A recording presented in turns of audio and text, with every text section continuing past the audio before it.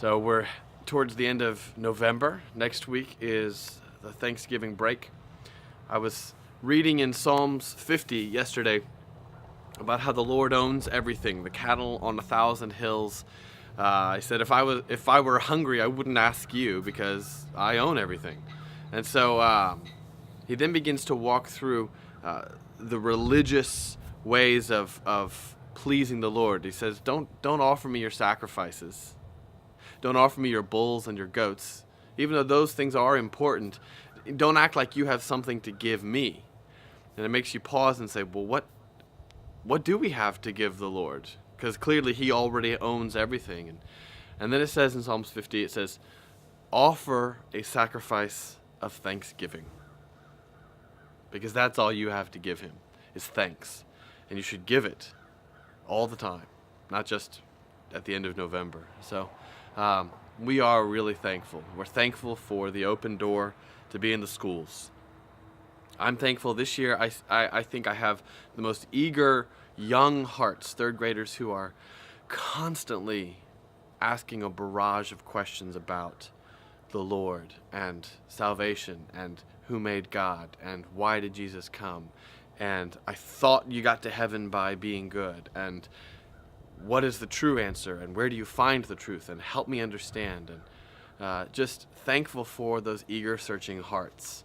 I'm thankful for our really healthy Ezra. He's something like 17 or 18 pounds at 4 months. He's just pleasant and joyful, and he loves to look up and beam at you and giggle. And thankful for just the way that our older boys, Peter and Noah, are latching onto the truths that we're teaching. We have a little video monitor in the room, and I heard them this morning singing the song that they learned at church about how Joseph looked his brothers in the eye and said, what you meant for evil, God meant for good. They were singing it this morning. Their sweet voices.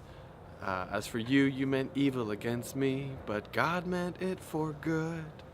And we're trying to stay really alert for the ways that God is working the brokenness of this world, things that were meant for evil, the way that he's working them out for good. We were sitting in our living room just a few days ago and heard what sounded like an explosion. Somebody had run into the Jeep, our Jeep that was parked on the road, and nobody was hurt, at least not seriously, but the Jeep is totaled. So, did somebody mean evil? No, I don't think so. But we're looking to see how God will work that for good. I know right now I'm able to borrow a car. I see Peter and Noah quickly saying, well, let's pray about that. Let's ask God for a car. Let's ask God for healing when we have a cold. Let's ask God for that. And then we get to rejoice together. So I'm really thankful for their searching, eager hearts. I'm thankful for God's provision. Thankful for the open door in the ministry. Thankful for a good team, a great group of volunteers. It's a season where it's on my mind to give thanks, but if I'm to understand the scriptures, that is my continual offering to the Lord. So that's what I'm going to give him.